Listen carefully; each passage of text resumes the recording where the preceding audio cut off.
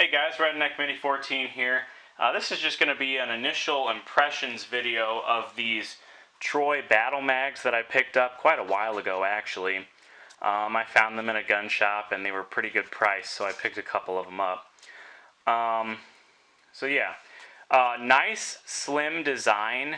There's the base plate is different than your standard base plate, so it's not, you can't take this apart quite as easily as pretty much any other magazine out there.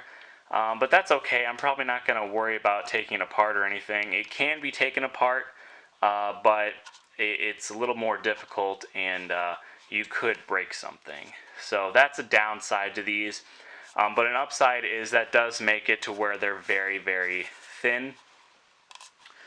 They do have some scaling textures here on the front and back on both sides. So that's kind of nice. Gives you a good gripping surface. Nice green followers. They are not anti-tilt, or not, at least not a true anti-tilt. So, you know, they do tilt down as opposed to, you know, pretty much other magazines. Like here's a P mag. You know, push it down the front and it goes down. Mission First Tactical. It is a anti-tilt. Your standard aluminum magazines, anti-tilt. These are C products, by the way. And then this is the other magazine I have, the Hex Mag. So all those have anti-tilt followers. These do not have are true anti-tilt followers. Does that matter? Maybe not, and maybe so, I don't know. I haven't taken these out to actually shoot them yet. I imagine it doesn't really make that big of a difference because they're not like the original black followers that came on AR-15 magazines. Those were like extremely, you know, they could tilt a lot, and I don't really see these being too big of an issue, but we'll see. So this is my 16-inch mid-length gas system AR-15 build. So let's just see how they work in here. They lock in nice. They hold the bolt back. And do they drop free?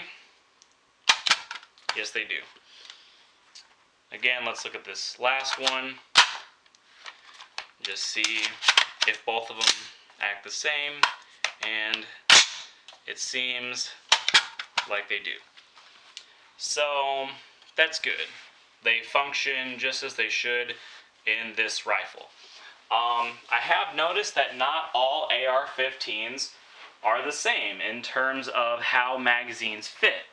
For instance, in this rifle, my Hex mags do not drop free, but out of my other AR-15 they do drop free.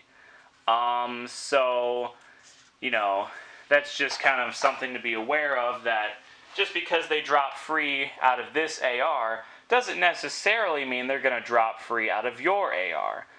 It just depends on how tight the tolerances on the mag well are. You know, and both of my ARs have pretty much the same exact lower, so I don't really understand why the tolerances are so different between this lower and my other lower, but that's just something to be aware of. But they do seem to drop free out of this lower, so I imagine they'll drop free out of my other lower, and yeah.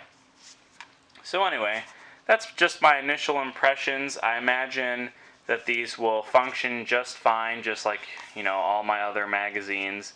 But we'll see. I'll probably do a follow-up video on how I like these magazines after I use them.